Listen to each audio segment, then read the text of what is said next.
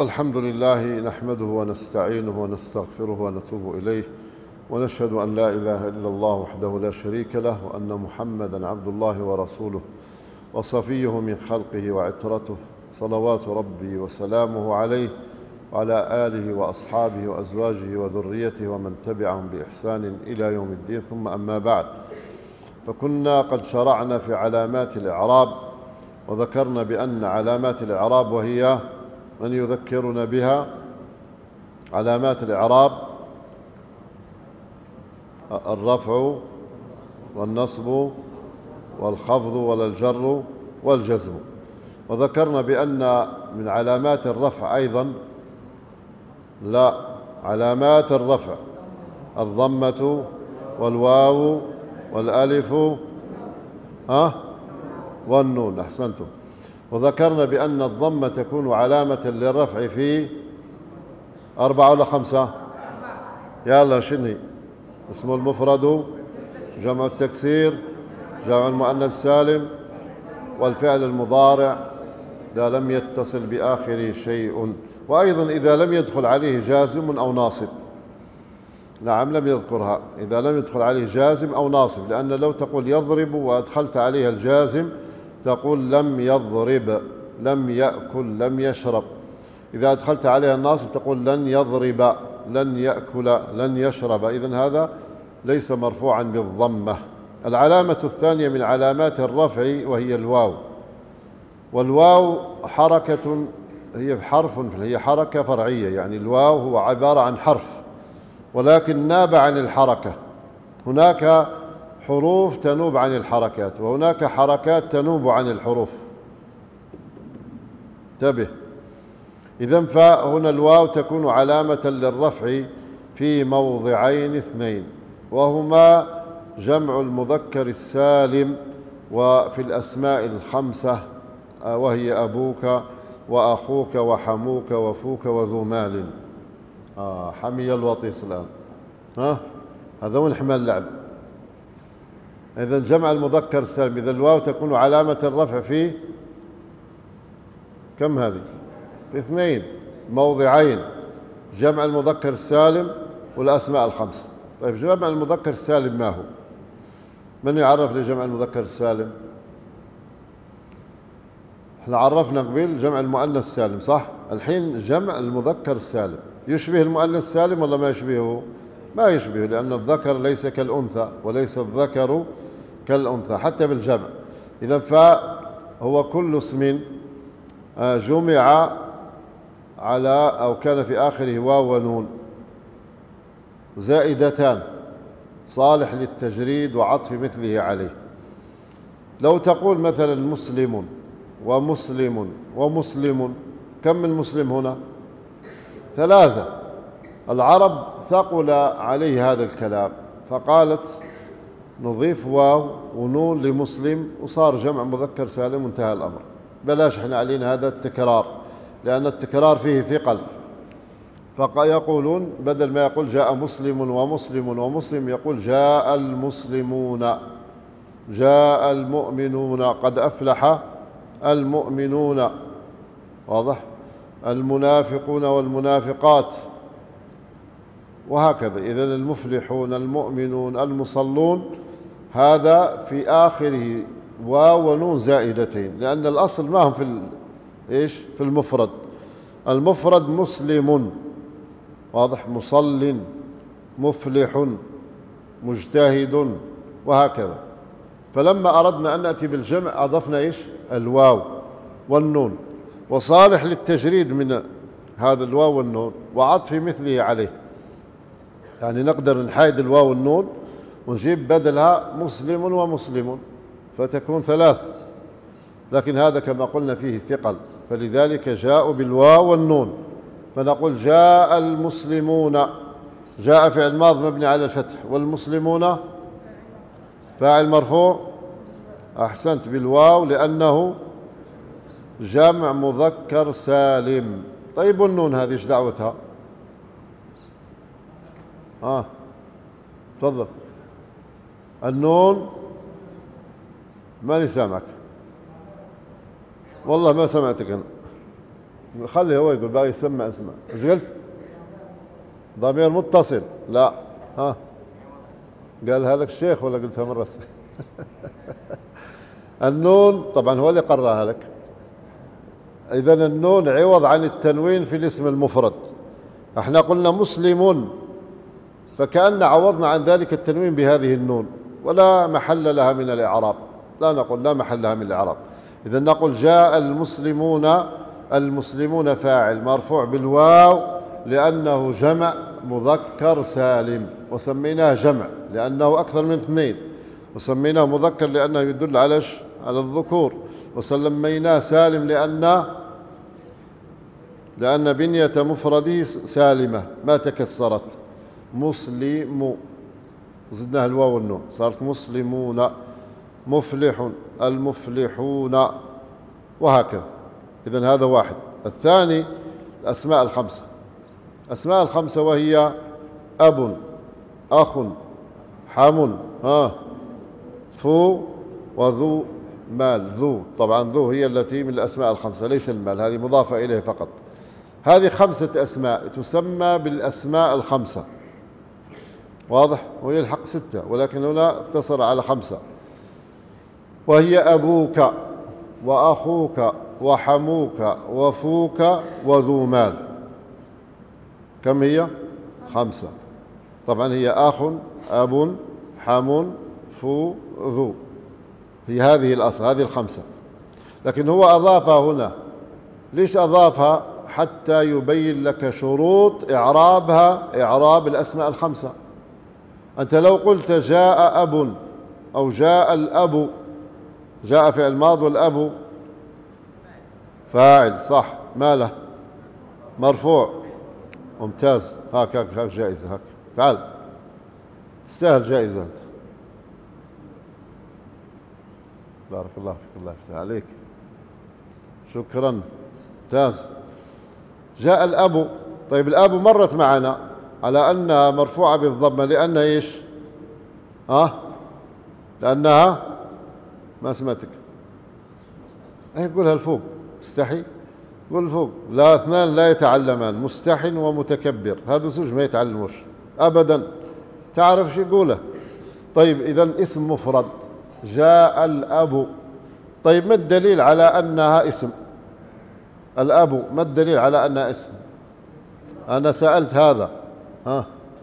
أحسنت، ممتاز، تفضل. إذن الألف واللام احنا لازم نسحب معنا ايش؟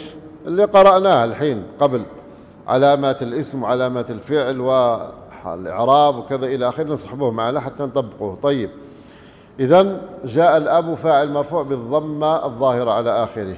طيب لو قلت جاء الآباء، أيضا فاعل مرفوع بالضمة الظاهرة على آخره، ما تغير شيء.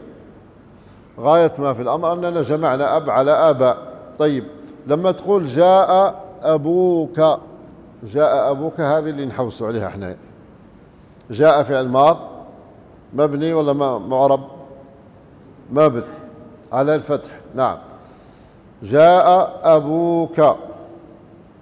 أبوك لا تعرب إعراب الأسماء الخمسة إلا توفرت فيها شروط. أولا أن تكون مفردة. جاء أبوك مفردة ولا مثنى ولا جمع؟ مفرد، هذه واحدة. شوفوا الشرط الثاني، أن تكون مكبرة. أبوك أنا قلت ما قلت لك جاء أبيك، واضح؟ قلت جاء أبوك، إذن هي مكبرة. ثالثا أن تكون مضافة. أنا ما قلت جاء الأب، وإنما أضفتها ليش؟ للضمير وهو الكاف، فمعناها جاء أبوك مضافة. صح ولا لا؟ صح؟ ما هو صح؟ جاء فعل ماض، أبو فاعل مرفوع بالواو لأنه من الأسماء الخمسة وهو مضاف، والكاف ضمير متصل مبني على في محل جر، مضاف إليه مجرور. أحسنت. إذن فجاء أبوك فاعل، مفردة، مكبرة، مضافة. وأن تكون إضافتها لغير ياء المتكلم. أن تكون إضافتها إيش؟ لغير ياء المتكلم. لو قلت جاء أبي، كيف نعرفها؟ جاء أبي، مثل غلام اللي عربها بالأخ، تقول جاء، من يعربها ليعطيه جائزة. يلا أبي، جائزة قيمة. جاء أبي، غيرك ما فيه. من يعرف جاء أبي؟ من ما فيه؟ يلا عرب. جاء أبي.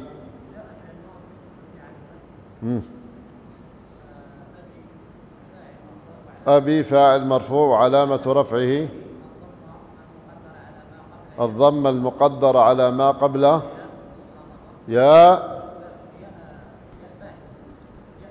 متكلم، يا المتكلم. نعم. منع،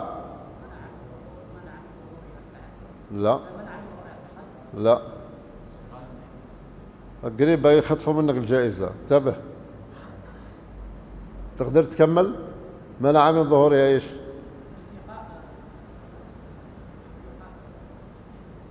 التقاء الوزير الاقتصاد بوزير.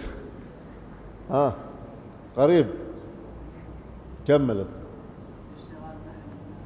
منع من ظهورها اشتغال المحل بالحركة المناسبة، وهو مضاف والياء مضاف إليه. إذن جاء أبي، تفضل.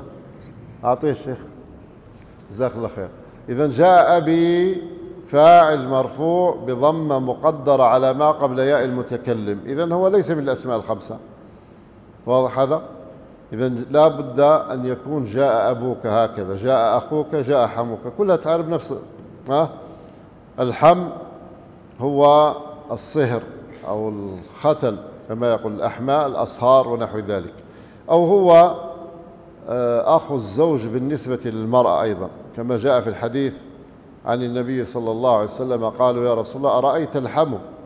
قال الحم الموت. لماذا قال الحم الموت؟ لأن الحماء يدخل على زوجة أخوه بدون استئذان، وهذا في الغالب عند الناس، وهو أمر حلال شرعا ولا حرام؟ ما الدليل على أنه حرام؟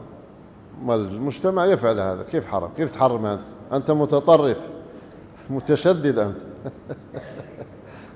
نعم، الأصل هذا حرام، لأن المرأة زوجة أخوك أجنبية منك، لو طلقها أخوك أو توفي عنها يجوز لك أن تتزوجها، فهي كأي امرأة أخرى، ولا يحل لك أن تخلو بها.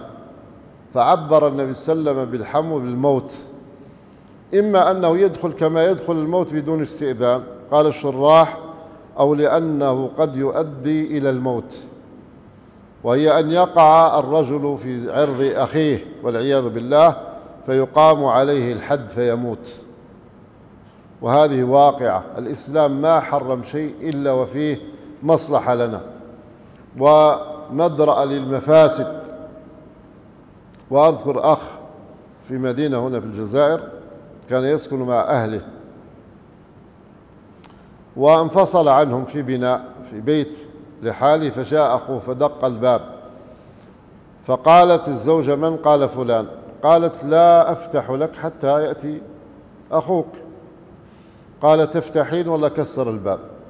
فكسر الباب ودخل عليها فتقاتلا فقتلها، ثم أخذ إلى السجن فهو مخلد فيه إلى يوم الناس، من أكثر من 10 سنين أو 15 سنة، ولو أعدموه لكان أحسن، إنه ظالم معتدل غاصب والعياذ بالله. فالخلوة كما قال النبي صلى الله عليه وسلم لا يخلون رجل بامرأة إلا وثالثهما الشيطان. احنا نقول لا، هذا مثل أخيها ولد عمها دير غيك أخوها، هم قاموا مش عارفين خريب تاع الشيطان. ولذلك كل من ترك حرفا من الشرع فإنه يوم القيامة يندم عليه. احنا عندنا مثل في الدارجة يقولوا اللي يترك حرف من الشرع يشتاقه، يشتاقه.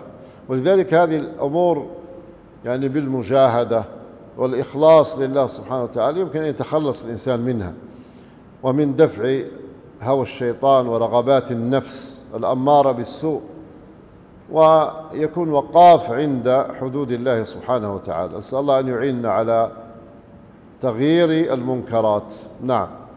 إذن الحم أخوك وحموك وفوك. فوك هي من الفم بمعنى فمك، ولكن أنت تقول هذا فمك، فإذا قلت هذا فمك إيش تعربه بالحركات. هذا فمك خبر مرفوع بالضمة الظاهرة على آخره مضاف والكاف مضاف إليه. لكن إذا قلت هذا فوك فهنا يعرب إعراب الأسماء الخمسة، فيكون خبر مرفوع بالواو لأنه من الأسماء الخمسة، وقد اجتمعت فيه جميع الشروط، وإضافة إلى الشروط التي ذكرناها آنفا، وهي أن تكون إيش مفردة ومكبرة ومضافة، وأن تكون إضافتها لغير ياء المتكلم، أيضا أنه لا بد أن تحذف منها الميم في الفم. الفم ما إذا عرب وقد أضيفت له حرف الفم، هذا أضيف الميم عفوا، فإنه يعرب بالحركات. وقد جاء في القرآن الكريم كباسط كفيه إلى الماء ليبلغ فاه، فهنا تعرب إعراب إيش الأسماء الخمسة لأن حذفت منها الميم، وهي في موضع نصب كما سيأتي معنا أن الأسماء الخمسة ترفع بالواو وتنصب بالألف وتجر بالياء. واضح هذا؟ طيب. وكذلك ذو مال، ذو بمعنى صاحب، صاحب. أما إذا كان ذو بمعنى الذي فلا تعرب إعراب الأسماء الخمسة. تقول جاء ذو مال أي صاحب مال، جاء ذو علم أي صاحب علم.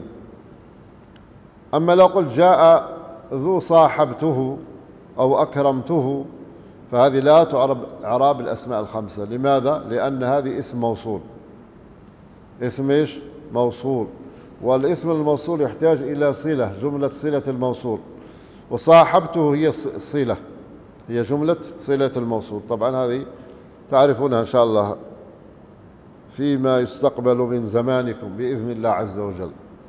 ومنه قول الشاعر فأما الماء ماء أبي وجدي وبئري ذو حفرت وذو طويت، أي بئري الذي حفرته والذي طويته.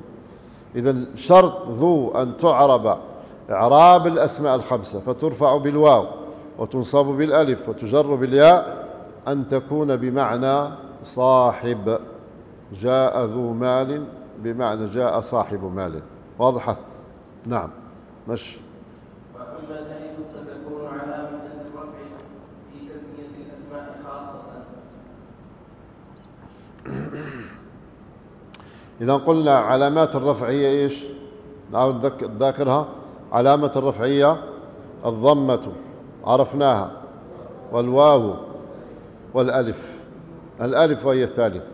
قال وأما الألف فتكون علامة للرفع في تثنية الأسماء خاصة، أي في المثنى، وهو كل اسم سواء كان مذكرا أو مؤنثا وجمع على اثنين أو اثنتين بزيادة ألف ونون في آخره صالح للتجريد وعطف مثله عليه. وش معنى هذا الكلام؟ معناه لو تقول جاء زيد وزيد، كم زيد هنا؟ زيدان، اثنين. أنا بدل ما نقول جاء زيد وزيد نجيب ألف ونريح نفسي فقل جاء الزيدان. واضح يا عبد الله؟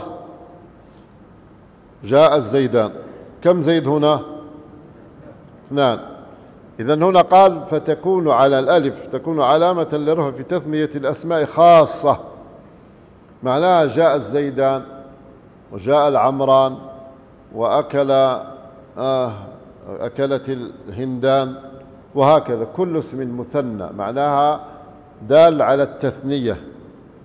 وهذا الاسم كان في الأصل مفرد ولكن زيد في آخره ألف ونون، يمكن أن أحذف هذه الألف والنون ويعود إلى المفرد، فهذا نقول له مثنى فيكون مرفوع بالألف. فإذا قلت جاء الزيدان، جاء فعل ماض مبني على إيش؟ على الفتح، والزيدان فاعل مرفوع بالنون بالألف. لماذا؟ لأنه مثنى وهو اسم. طيب إيش الفرق بين الزيدان والزيدان يضربان؟ يضربان ما فيها ألف وفيها نون زائدة، إيش الفرق بينهم؟ وهذه فعل وهذه اسم، إذا فيه فرق بينهم. ومر معنا كيف عرفت أن فعل يضربان؟ الياء، أحسنت، نعم، حروف نأيت وهي حروف المضارعة. يضربان فعل مضارع مرفوع بثبوت النون لأنه من الأفعال الخمسة، والألف فاعل. لكن الزيدان هذا هنا الزيدان يضربان، الزيدان مبتدأ مرفوع بالألف. جاء الزيدان، الزيدان فاعل مرفوع بالألف لأنه مثنى. واضح هذا؟ طيب. وأما الألف أو جاءت الهندان ورأيت، طبعا في النصب سيأتي معنا، خلها النصب. جاءت الهندان صلت المرأتان ركعتين مثلا، وهكذا كل مثنى سواء كان مؤنثا أو كان مذكرا إذا كانت فيه ألف التثنية في حالة الرفع فهذا يرفع بالألف. جاء الزيدان، لا تتكلم معه، لا تتكلم معه، إيه تتكلم معه. جاء الزيدان، اعرف لي جاء الزيداني. وتكلم الثرثاران، اعربها. إذن فاء الزيدان فاعل مرفوع بإيش؟ بالألف لأنه مثنى. واضح هذا؟ وأما الألف فتكون علامة للرفع في تثنية الأسماء خاصة. وقلنا المثنى هو كل اسم إيش؟ دل على أكثر من اثنين ولا على اثنين؟ على اثنين أو اثنتين، اثنين أو اثنتين. واضح؟ بزيادة ألف ونون في آخره صالح للتجريد وعطف مثله عليه. نعم. ولذلك قال علامة للرفع في تثنية الأسماء خاصة، حتى لا تغلط بين الألف التي تكون في الأفعال وهي عبارة عن فاعل، ما تغلط بينهم. واضح؟ يلا مش قرأ. فتكون علامة للرفع في الفعل المضارع إذا اتصل به ضمير تثنية أو ضمير جمع أو ضمير مؤنثة مخاطبة. طيب. وأما النون، احنا مر معنا أن علامات الرفع كم؟ 4، وهي الضمة والواو والألف والنون. خلصنا الضمة والواو والألف، ذرك النون. قال لك وأما النون، النون تعرفوا النون الحرف هذا، فيكون علامة للرفع، يعني بأنه يكون نائب عن الضمة. فين؟ قال لك في المضارع، الفعل المضارع. أنت لما تقول يضرب، يضرب فعل مضارع مرفوع بيش؟ ولا بالضم الظاهر على آخره. يضرب فعل مضارع مرفوع بالضم الظاهر على آخره. طيب لو قلت لك يضربون، وش زدت؟ واو، وزدت ايش؟ النون، يعني زدت واو ونون، صار جمع ولا مفرد؟ وهل نقول في الفعل جمع؟ إذا نقول بأن صار مرفوعا، بدل أن كان مرفوعا بالضمة صار مرفوعا بإيش؟ بالنون. وأما الواو فهي علامة على الجمع، وهو فاعل، ضمير متصل مبني على السكون في محل رفع فاعل. إذن يضرب زيد ويضرب عمرو ويضرب بكر، شحال من واحد هذا ضربه؟ 3 ضربوا.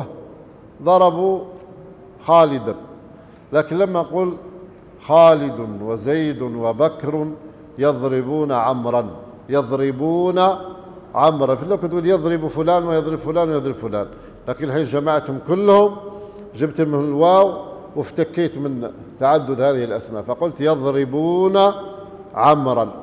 إذا الواو صارت نائبة عن كم اسم؟ عن 3 أسماء، إذا صارت جمع، علامة على الجمع. والنون هنا صارت علامة على الرفع، وهذه لا تكون النون علامة على الرفع كما قال إلا في الفعل المضارع إذا اتصل به ضمير تثنية كيضربان وتضربان، وهو ما يسمى بالأفعال الخمسة، وهي في الحقيقة الأمثلة الخمسة، يعني هي الميزان لكل فعل يأتي على هذا.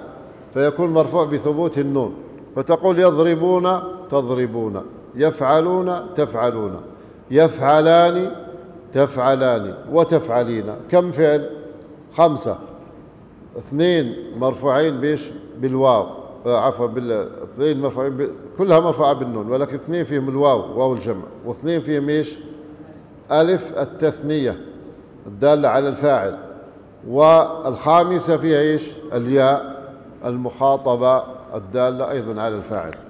إذا نقول يضربون تضربون، يفعلون تفعلون، تفعلان يفعلان، تفعلين.